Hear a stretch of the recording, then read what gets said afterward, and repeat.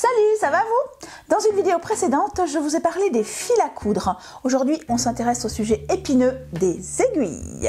Ouch!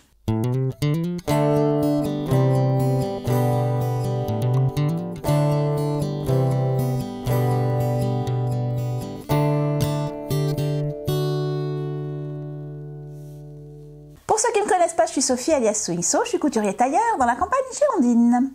Souvent quand nos coutures sont un peu moches, pas très réussies, on se dit qu'on a eu un problème de réglage, qu'on a un problème de tension des fils, ou que notre machine, elle est un petit peu décevante, peut-être un petit peu vieille, peut-être un peu fatiguée, peut-être pas assez chère. Voire on se dit tout bêtement que c'est de notre faute, qu'on est un petit peu nul. Oui, on adore tous se dire des gentillesses.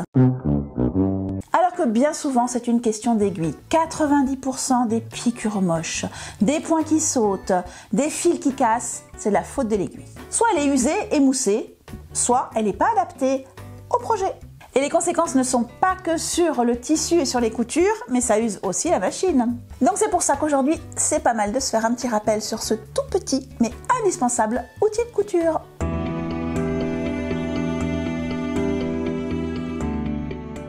Comme je le dis souvent, moi j'ai besoin de comprendre avant d'agir et, dans le cas des aiguilles, avant de choisir. Donc je vous propose un petit cours d'anatomie. On ne va pas rentrer dans tous les détails, on va s'intéresser surtout à 4 parties de l'aiguille, celles qui vont nous permettre de déterminer laquelle on va utiliser en fonction de notre projet. On va commencer en haut par le talon. Alors sur les machines domestiques, le talon il est plat sur l'arrière et bombé sur le devant. Ce n'est pas le cas pour toutes les aiguilles. Donc ça c'est un premier critère de choix dont on en parlera tout à l'heure. La deuxième chose, en dessous, il y a la tige qui est plus ou moins renforcée en fonction des tissus et des matériaux que l'on va utiliser. Elle comporte une petite rainure au centre qu'on voit et qu'on peut sentir avec son ongle. Et cette rainure, elle va permettre à guider le fil bien comme il faut pour qu'il aille jusque dans le tissu et aussi à éviter les frottements qu'il y aura forcément avec tout le mouvement de l'aiguille. Ensuite, on a le chat.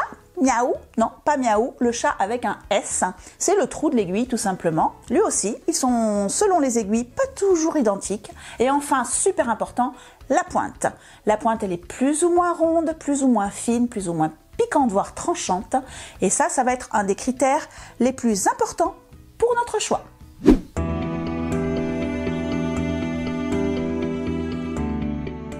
On va choisir son aiguille en se posant 4 questions. Sur quelle machine vais-je coudre? Quel tissu vais-je coudre? Quelle est l'épaisseur de ce tissu? Et vais-je utiliser un fil spécial? Question 1 donc. Sur quelle machine vais-je coudre? Toutes les aiguilles ne vont pas sur toutes les machines. Déjà, si on a comme moi une machine à coudre industrielle, on va avoir besoin d'aiguilles spécifiques qui ont un talon rond. Alors, c'est marqué dessus d'ailleurs, il y a marqué en général sur les paquets, il y a marqué talon rond. Donc si vous n'avez pas de machine industrielle, ça ne conviendra pas pour vous. Elles ont aussi un numéro 287, mais enfin bon. Donc celles-là, elles sont uniquement pour les industriels. Si vous avez une machine à coudre domestique, ce qui est le cas de la plupart d'entre vous, à ce moment-là, vous allez utiliser en général des 130-705 H. H pour home. Une machine à coudre domestique, c'est une machine à coudre pour la maison, donc pour home. Et puis ensuite, on va avoir les aiguilles pour surjeteuses. Alors, certaines surjeteuses acceptent les aiguilles pour machine à coudre domestique, mais ce n'est pas le cas de toutes. La plupart des surjeteuses utilisent des ELX 705, donc qui sont spécifiquement dédiées à cette machine-là. Elles se ressemblent énormément, ne les mélangez pas. Mais en fait, vous vous en rendrez compte super vite parce que si votre machine n'est pas prévue pour, votre surjeteuse n'est pas prévue pour, et que vous utilisez des aiguilles pour machine à coudre, elles vont se casser toutes les 10 minutes. Alors ce serait bien de vous dire que ça y est, c'est bon, vous avez distingué les aiguilles et que ça, on est tranquille. Non, non, non.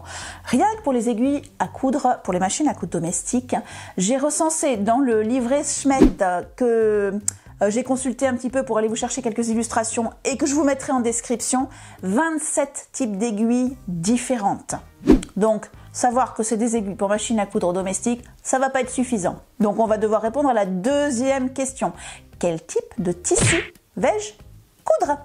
Le type de tissu qu'on va utiliser va déterminer le type de pointe à notre aiguille. On va avoir donc des pointes qui vont être très légèrement arrondies, plus ou moins fines. Alors je dis arrondies, mais quand vous allez, ça pique quand même. On va avoir des pointes qui vont être carrément des pointes qu'on appellera billes, qui sont beaucoup plus arrondies, qui ne sont pas faits pour piquer, mais pour vraiment écarter les fibres. Et on va avoir des pointes carrément tranchantes qui sont, elles, faites pour trancher dans la matière. On va pas se faire toute la liste de toutes les aiguilles qui existent, on va se contenter de faire un petit tour d'horizon des plus courantes. La plus courante de toutes, c'est bien évidemment l'aiguille universelle. Elle porte bien son nom. En fait, c'est une aiguille très polyvalente qui va pouvoir s'adapter à la plupart des tissus. Elle va convenir à des tissus assez fluides, des tissus assez épais, et elle va pouvoir s'adapter donc à la plupart de nos ouvrages. Elle peut même convenir à des tissus comme des jerseys ou des sweats, mais parfois ça peut causer des dégâts. Elle est un petit peu piquante, un petit peu pointue, il suffit qu'elle tranche un peu trop sur une des mailles, et comme le jersey justement, le sweat, c'est de la maille, c'est du tissu tricoté, et ben ça va filer comme un collant, et donc à ce moment-là on aura une couture moche, voire un trou dans son sweat. Mais heureusement, il existe un deuxième type d'aiguille assez fréquemment utilisé, c'est les aiguilles pour jersey. Elle a une pointe bille bien arrondie qui va écarter les mailles et donc ne pas faire de dégâts. Et en complément de l'aiguille jersey, on trouvera des aiguilles stretch ou super stretch qui vont être aussi avec une bille arrondie qui va être particulièrement adaptée aux tissus comme le lycra de maillot de bain ou à la lingerie. Dans les aiguilles spécialisées, on va aussi trouver les aiguilles Microtex qui ont une pointe particulièrement fine et pointue qui va être parfaite pour pénétrer les tissus denses comme la microfibre ou alors très fins et fragiles comme la soie. Il y a encore deux types d'aiguilles que moi j'aime bien avoir sous la main, ce sont les aiguilles cuir et les aiguilles jean. Leur atout, c'est qu'elles ont des tiges plus résistantes qui ont été renforcées, donc elles vont mieux pénétrer dans le matériau. Et l'aiguille spéciale cuir, en plus, a une lame carrément tranchante, elle va vraiment perforer la matière. Une fois qu'on a déterminé son type d'aiguille, on a encore un petit choix à faire. Il faut qu'on détermine quelle épaisseur d'aiguille, quelle taille d'aiguille on va utiliser. Sur nos boîtes d'aiguilles, on a l'indication du diamètre de l'aiguille. Certaines marques indiquent ce diamètre à la fois dans le système métrique et le système impérial, et d'autres marques utilisent simplement l'un des deux systèmes. Heureusement pour nous, le système métrique. Par exemple, sur cette boîte, moi, je vois l'indication que les aiguilles ont un diamètre de 110 16. En fait, ce qui m'intéresse, c'est la première mesure. 110, ça veut dire que ça fait 110 centièmes de millimètre, c'est-à-dire que tout simplement, elle fait 1,1 mm de diamètre, ce qui pour une aiguille est déjà pas mal gros. L'épaisseur de l'aiguille est directement corrélée à l'épaisseur du tissu. Donc, en gros, plus le tissu est fin et léger, plus le numéro de l'aiguille va être petit. Par exemple, pour cette petite viscose très fine, je vais utiliser une aiguille type 70 de diamètre, 70 centièmes de millimètre.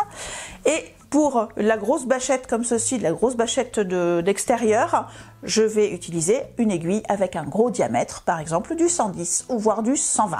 Personnellement, avec ma piqueuse plate, j'utilise majoritairement des aiguilles universelles en taille 80-90. Et c'est parce qu'au final, je travaille surtout sur des matières d'épaisseur moyenne et pas particulièrement technique.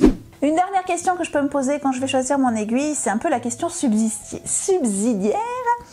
Est-ce que je vais coudre avec un fil spécial?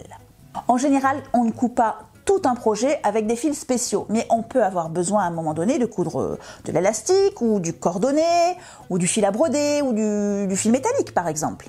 Avec ces fils-là, on a tendance à finalement mettre le fil dans la canette et à coudre avec une aiguille ordinaire pour obtenir notre projet. Ça veut dire qu'on doit coudre sur l'envers. L'autre solution, c'est d'utiliser des aiguilles spéciales. Et ce qu'elles ont de spécial, ces aiguilles-là, en général, c'est la taille du chat. En vrac, dans cette catégorie, on va retrouver justement les aiguilles à broder, les aiguilles à surpiquer, les aiguilles métalliques, qui vont donc laisser passer leur fil aisément dans le chat, et donc on aura des plus jolies finitions. Je ne peux pas finir ma liste des aiguilles sans parler évidemment des aiguilles doubles. Il existe même des aiguilles triples. Leur objectif, c'est de pouvoir faire côte à côte deux lignes de points bien parallèles. Et dans cette catégorie, on retrouvera les mêmes considérations que pour les aiguilles simples, à savoir le type de tissu, la taille de l'aiguille et la grosseur du chat. On finit avec quelques questions en vrac.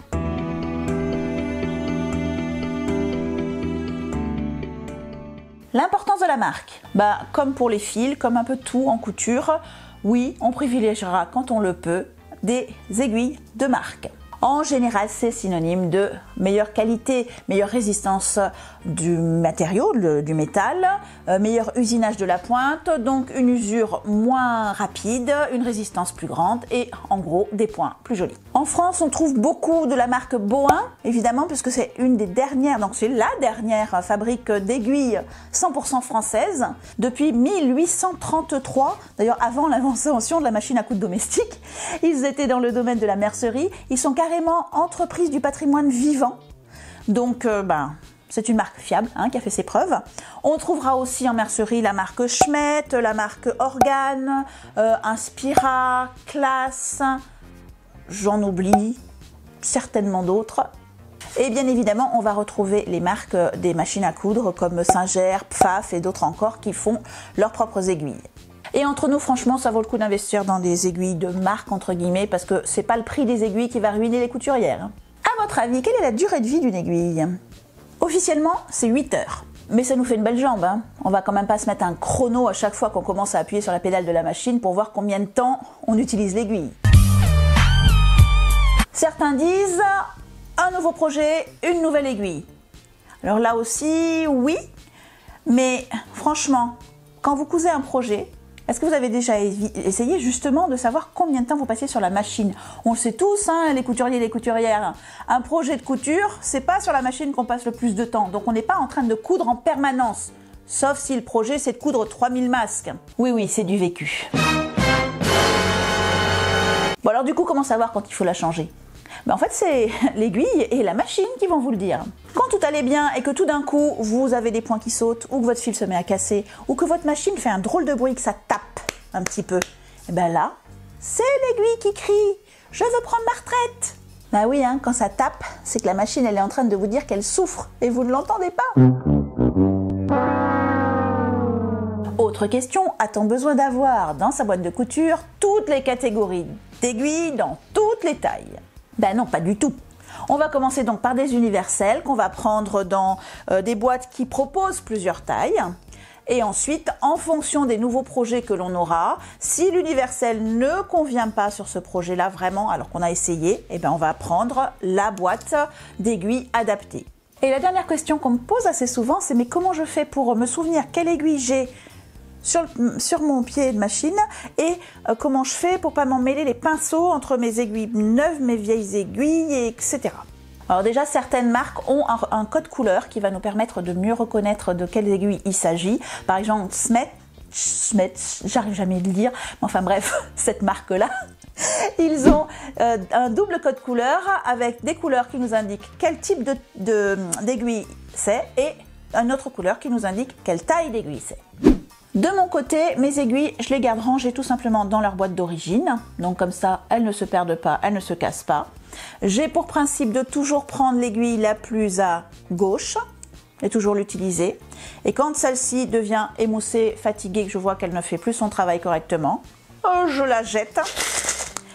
Et ensuite, je prends la suivante. Donc comme ça, je la remets toujours au même endroit. Je sais où j'en suis. Ensuite, pour pas oublier quelle est la taille de l'aiguille qui est en ce moment sur la machine, j'ai fait ce petit coussin où je me suis marqué les tailles et je mets tout simplement une aiguille tête ronde dans la case correspondant à l'aiguille qui est en ce moment sur la machine. Donc là, je sais qu'en ce moment sur ma machine, j'ai une aiguille de taille 90. Ce système marche bien pour moi parce que j'utilise essentiellement des aiguilles universelles. Et quand j'utilise une aiguille spéciale pour un projet spécial, en général, je fais ce projet, donc je mets mon aiguille, je fais le projet, ensuite j'enlève l'aiguille et je reviens à mes bonnes vieilles aiguilles universelles. Et si vous avez envie d'être encore plus organisé que moi, écoutez, il existe sur internet plein de tutos pour des ranges aiguilles ou pour des pense-bêtes. Donc je vais vous laisser aller explorer tout ça. Alors, avez-vous appris quelque chose aujourd'hui? Si oui, on me le dit en faisant un petit pouce bleu. Et si vous aviez déjà tout, là aussi, un petit pouce bleu pour vous féliciter. Et je vais vous laisser aller vous abonner, actionner la cloche et tout bien réviser parce que la semaine prochaine, interro surprise. Ouais, interro surprise, si je vous le dis, c'est plus une surprise. Oui, ça va tomber. Bon, bref, j'arrête avec mes bêtises. Je vais vous souhaiter des bonnes cousettes et je vais vous dire à bientôt. Alors j'inverse les deux dernières phrases là, vous verrez certaines boîtes contiennent oui, non, je veux dire voilà, non, je vais garder comme ça. Oui, non, je veux dire voilà, non, je vais garder comme ça. Oui, non, je veux dire voilà, non, je vais garder comme ça.